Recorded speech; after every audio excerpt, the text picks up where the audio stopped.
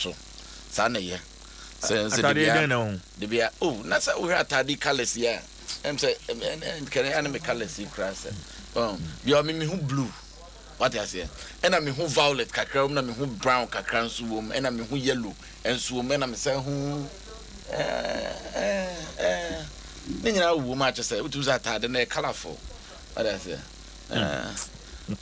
ofa ho sana ye ahia ofa ho seje na me anam pem ho asem ofa ho some dey my boy kokwa why do say wonti some maka cho say o picture bi no wo ho Thursday I this CJ ebe che aye no some catch you say nya adwemboni ntimi me di ka twa picture nam de ato enti da chi bi na o be ye pepia ni me yinam de ache o ye dey ba newsroom ho no picture me bi o me am de da ho me ba ye pa na eto da bi am timi picture ni dims yi erade sabres na ya me gaga Bibia kama nyamia yibi na me adoma wa chena the big debate and the point ya de ani kire Gomua East constituency into watchina anapa tutu say unim say Gomua East ho na honorable Kojo Asemanyi ne die mu no enye MP na otimi twa na number boss o hia me afrem yes me hu bida why signboard no and signboard billboard and na number guase hia me afrem enti watchina no honorable Kojo Asemanyi is incumbent member of parliament no any parliamentary candidate for NDC Ura Desmond paid to into the big debate Gomua Fete my idea mutimi ya mane yefe o mutimi ya mane yefe sie nyina ya te dem ha na ye nyina na yati show yi so na bi ko na ye jabi ade wa no se ade ase normal David na se nyina so entimi so aye ho onya hwe me sa me nkan hwe na ade makasa oh me nkan hwe why does me complaining me Akwestigo me complaining here oh kwakwa dukumi na demonstration wa ha no me nya hwe tigo what man was me se me da mase mo ye mane ye fe se de musibu adwumaden na mo mo manfo akwanya so o monkasa candidate so o monkasa ne ade no mo ye adwuma ma ya de yo ya da se ti monkonya ye ye be hwe cha ma mo nya hwe you are the sanity me ko nyina mpetu mre iti ayo nche na ha yes Otana pa Gomua East constituency is the destination Ochina into joining in live Adom 106.3 FM na Facebook YouTube you know you streaming ewo ho issues and ye kwakoka ho asem issues and ye kwakoka ho asem ekwa see Bibi aboko Adom no doso pa na me adom doso de nyame ase me hoye de nyame ase ase wa dubisa no kwakusi de makonyina mpatu mmere trust me asam na woka na yampa sawo enche me be radio station me na me ka kire wo enche me be radio station na me bien so dia me fire sa onkwa na betina se nyame bo me ya me maam ne papa ntumi e bi but me ankasa no e wo se mitimi bie na me wie na ne e hono de me fire de a utim se me ya me de anti what I say Matiasi Ode da bi ode me kokoto am ba say me fire me fire without evidence court so na be yenti pa am say me fire without evidence nti na da ne sabi nya nkwase asem ti na court yesisi ye kwase abuo ne nkwase asem ti na yesi court enti say me ka ma asem no na say me kita me ho nkrata nyina na say wo so ode be kokoto anya ne court after all na say ya nya ne sa judge na de ne koton to okwa wo me so enti me ko nyina mpatu mre ekade ubenya sembe na potapon sije abrabo nya bonanka kusie ubehia megu na se comment bi aba kwa we die na mamenda ni odate meal sase wasikumi we all saw CG when he came he was already good looking The time message now is okay. Okay. Near that mails. Near that mails. Tomorrow, seeing is believing. Evidence no the lie. Made a picture of a man. I'm if a man to see another by force. Are you a man? I'm watching. Of a man of a tour. What's no near saying? Uni and it's old. You knew I job. And I want him just a good looking at the end of the day. Yeah, my dear. And then I did say you sit to you and I would try to be a come on. I pump him the moon to do and they have me. And you want the pressure? What's media pressure? Oh, I mean, maybe my pump him up, I buy my pump him up. Oh, a bunch clockwise.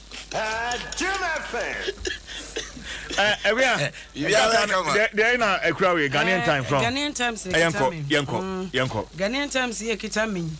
and Opay or Casapa, or then some waba, and some of the abano, a bee, and a may babble bosuya, till, nature say, Yenya Quine, I saw dear. Na, Dr. Vladimir Chidanso, Papay. Where deal be na ade meant to me and Tiana many nti anopa was say America be your motu ye ya say yet here ye huri dwamu bro home me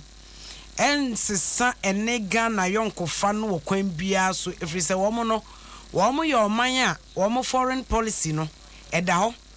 enti sa foreign policy na wo mo ewoda ho no eno na ba bia ayi mampani bia beto aba ayi no wo ba abedi so na ade aye adwuma sa pepepe e na abekọ no enti eno no asam no e na wa animu no na se ye ba animu ha se ya COVID-19 ehun sunsanso ewo enwumaku ahodo so ena sofo a ohwe sikasem so kenofori atamfo ni ne de ato ese a hit Ghana had the papa COVID-19 a che se sikatwitwiri die ya ne nkese se eba o mayin nsem o mayin ahwere no 1.55 billion Ghana cedis is a COVID-19 wa media gro wa wanya children enti eno so asem no na meko kratafa eto so emiensa ewo GT Ghanaian Times mu a anopay wo ba CJ eyesa akromfo no maba no wo mo ne ye no ehadwen o CJ obedie di pa se Church of Pentecost Sandema Central Assembly wo mo sia ye no wo mo ye osom abofore ato ofri nyina wie na akromfo abawura dem woma bawura so dem ho dicknesses no womo kai sika no woma kwaje firi womo nsem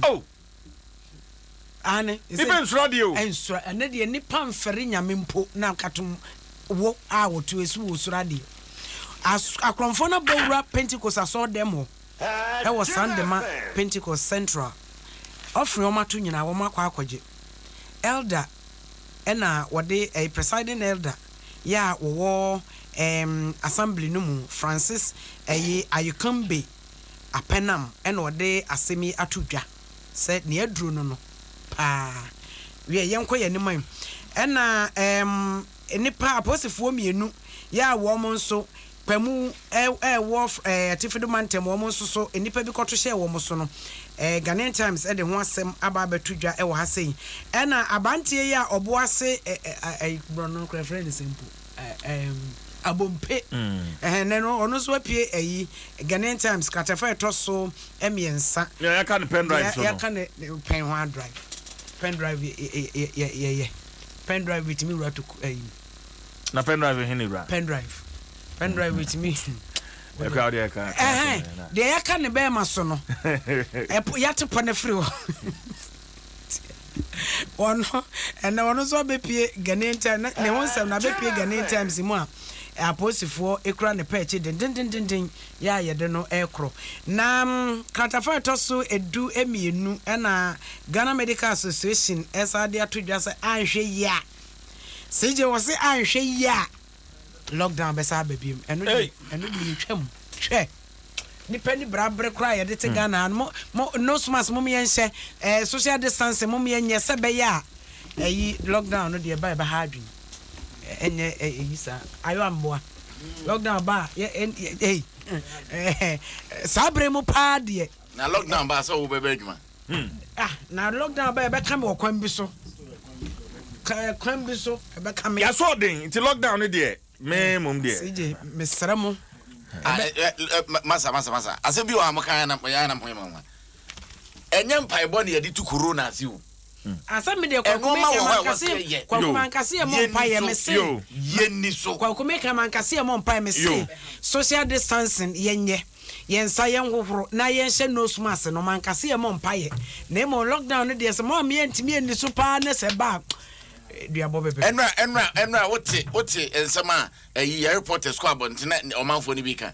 Prince also see during Crawford in coronavirus no different na yeah Ghana for we are free people so we want to move around nobody can push us into the room again nam say ready your church wanya ne fo aso na adon sasa ne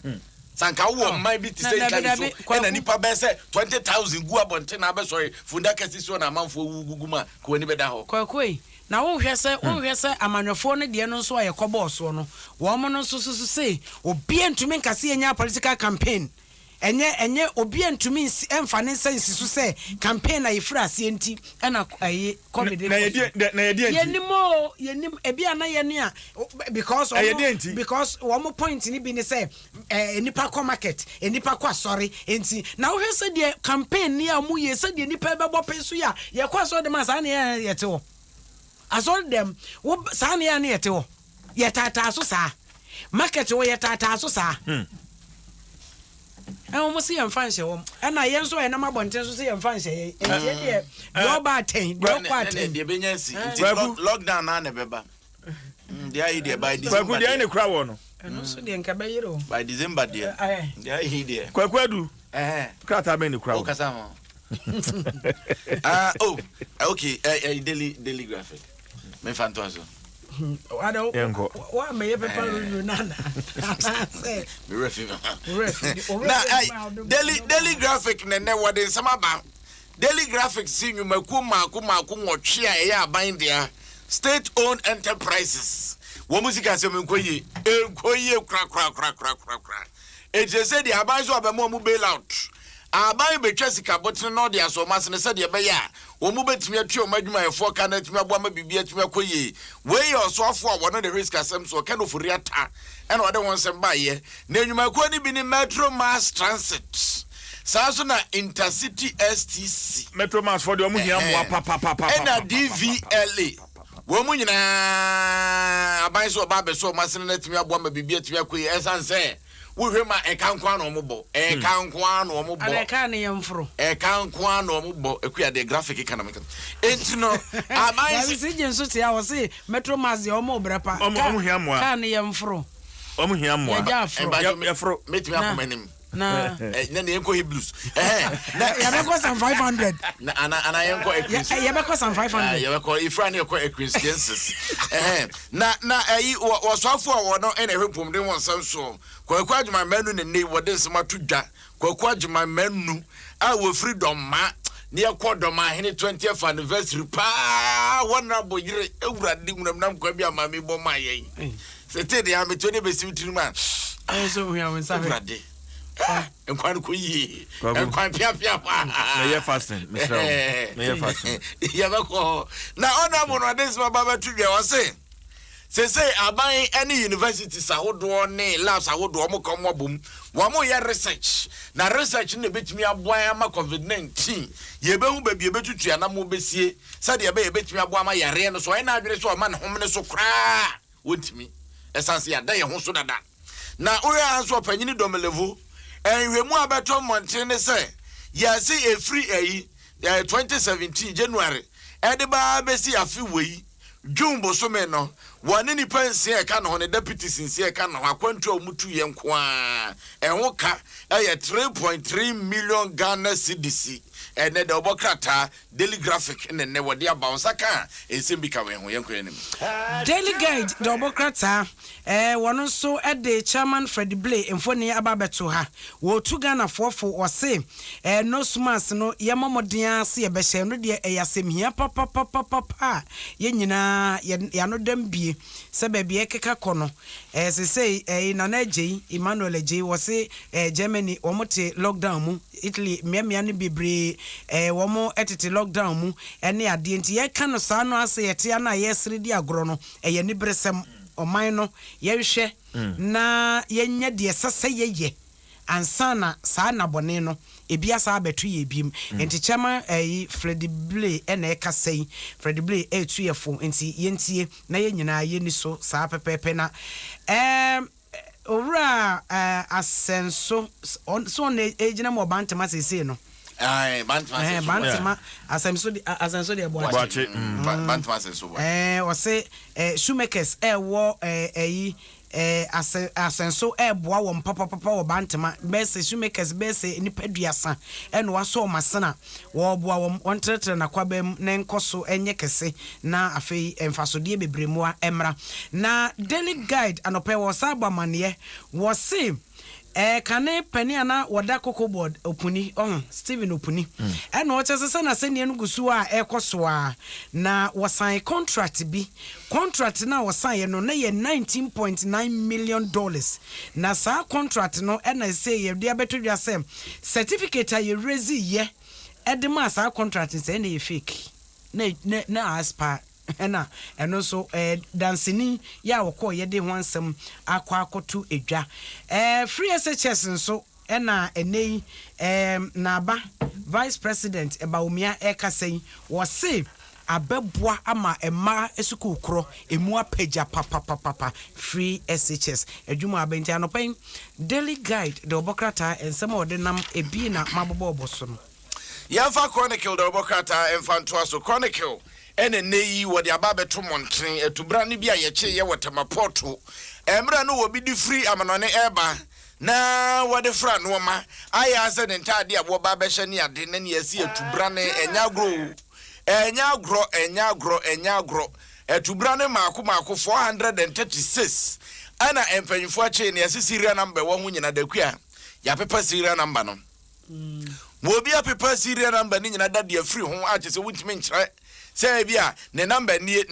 no watimi ade akire kura kwa ko hu bebi free ba na ho nkoro ne banti police fo so omuguso omo ye hwehwemu sade ebe ya no kure wo mu bia no ebetimi aba emmonte am obi am biem na waman mu mrahye badwafie ne yebode awura waman mu mrahye badwafie obaka ye afome na akonwa ewo ho ewo man mrahye badwafie mrahye badwani na akonwa wote so mpanyimfo so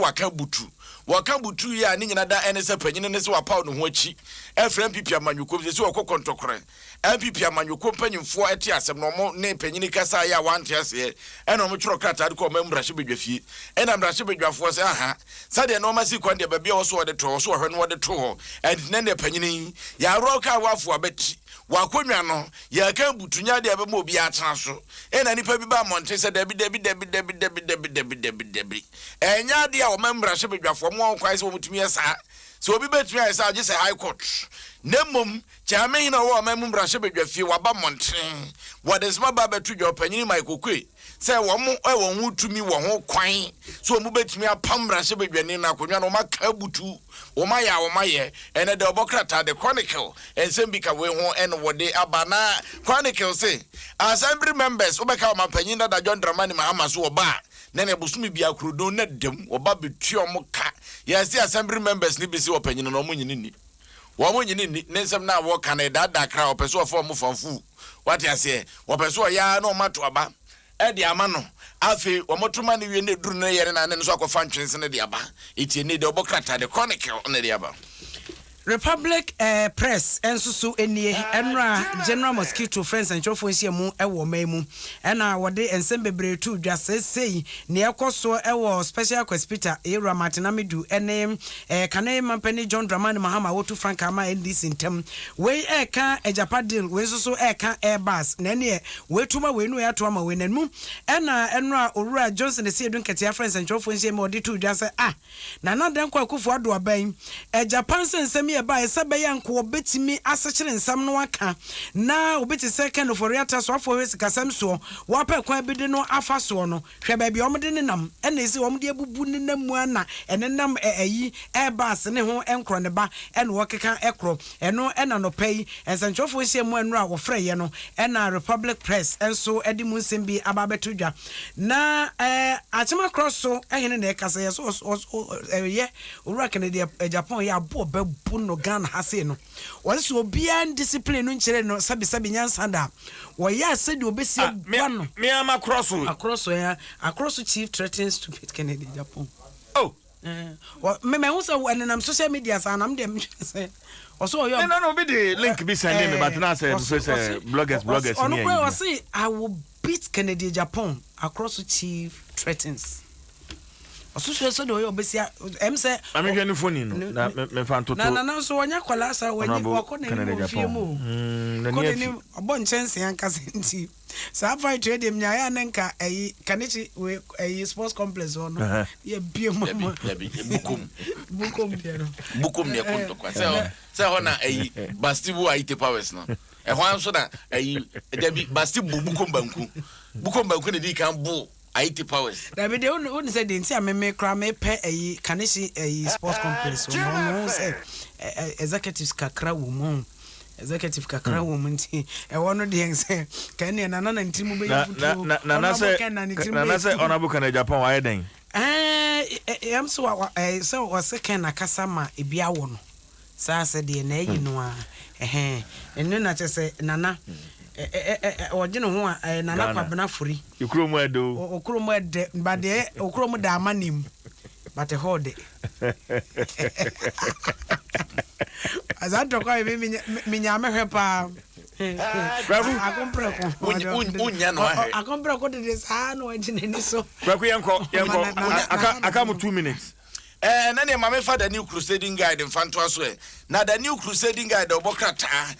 fa etoso miensa na enei wode aba wo mampanyin abede achi Dr. Alhaji Mahmoud Baumia woni Sirigu traditional area wo impopra wo no ene de wo ma no a ye friend say Roland Akwara a wo toso miensa nei wo bia sherifugu kama na asema wo kan nie wo si free senior high school aboa masese wo manfo abra boss sa was a candidate ebusuafo mo hweske wo so mo tiasa nom de akora ko school edwetremua eni ti se nkora na emienu no oba ba ko bi bepie mu pem wo ba de wo ton ayi nya do wo nto tuduro ni aka na ko hye mu kase ni ade mema no ko ze de free senior school ti bo bia ti bi ko bi etie ne da obokrata the new crusading guide and ode won sama ba montre na mapanyi ko hye assembly mindfo wo mo enka bo mu ko no ode ato o manim se wo mo nya adwumade mampuntuo mra na NDC amanwoko de assembly members ne ye adwumaden de a ebe ti se Mose wani be hunu kena na so konsi wada na Bible quotation bi waso kon bedo na so wunya ene na mampanyini ene wo say eno so say hin we don't take that quotation with that CJ bi wa na o kon bedo na so wunya ese hin James 4:1 ayuwa James 4:2 na ayuwa de that quotation bi sa do betime Biebra. Ombemra. Waso wo kon bedo. Osunya. Enio. Ewo hosa. Onji wolizo. Za you akwaso. Debi o say quotation bi o ha. Quotation bi o ha here for pe. What you say? No ma. O kon bedo. Mame he. Na zunya. La crusade. Sinje unya sanga fe. Ayu quotation obetim dia to ne tirimu ani. Okay. O say mokondo na munya. Mudiawu. Na nibre first two was mokondo yetia yes eh 421 kra o nka insio dabi o hia ye 2 words na wo no a yetia ye kan say time aso yetia ye kan ubepie ni mo Land Cruiser bi esi o say tie nie utu so kondo enso ayo ati obede wanya obidu bi akwa dukumi na quotation ma me fa wanya akwan e na no me kan ba so sheda bu wani guso but me sense to dia na mo bi ahu say sa suban na nye okay kan Proverbs chapter 3 verse 28 ken kan ho e de na wo ho Proverbs 3:28 eho ya tro bibi ho ampa kobi so aba kobi so bra na beka ho say asem ya make kobi so di mu adanse Proverbs 3:28 dia ne ato bra so repeat na de kan asem go awie mebusam etre miensa ni maduonu wotwe o say na nka nkyere wo nyonko say kona bra kan twaso me ochina medebema na ochina medebema bra ewo wo ho abrese obuto yiba no Zemo. Sije. Eni yeso yakra. Sije so what brase. What ya say? Oh, me kwa dukumi. Ela get am for master for do bidu mi. Ori mi kwa dukumi na dey democrat na